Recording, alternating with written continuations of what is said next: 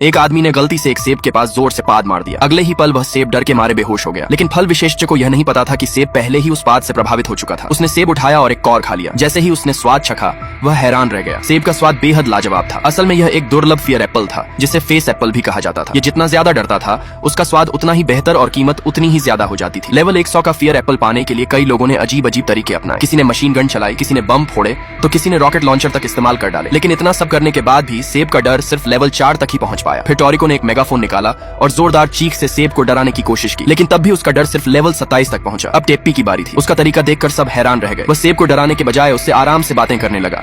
लेकिन डरने की जगह सेब धीरे धीरे सो गया। एक ताकतवर आदमी कुल्हाड़ी लेकर आया और सेब को डराने लगा। लेकिन सेब ने कोई खास प्रतिक्रिया ही नहीं दी। कोमात्सु चाहता था कि टोरिको किसी भी हाल में सफल हो, इसलिए उसने खास मिर्चों से बेहद तीखे नूडल्स बनाए। जैसे ही टोरिको ने उन्हें खाया उसकी जलती हुई आवाज मेगाफोन के जरिए दूर दूर तक गूंज उठी। फिर भी सेब का डर सिर्फ लेवल 28 तक ही पहुंच पाया। तभी दुनिया की 50वीं रैंक वाली शेफ हायुबो आगे आई। उसने बस धीरे से सेब के कान में कुछ फुसफुसाया और डर का स्तर तुरंत 20 तक पहुंच गया। उसी समय सोया हुआ सेब जाग गया। जैसे ही उसने टेप्पी को फिर से अपने पास बातें करते देखा वह इतना डर गया कि उसका डर सीधे लेवल 30 तक पहुंच गया। उस समय तक यह सबसे बड़ा रिकॉर्ड था।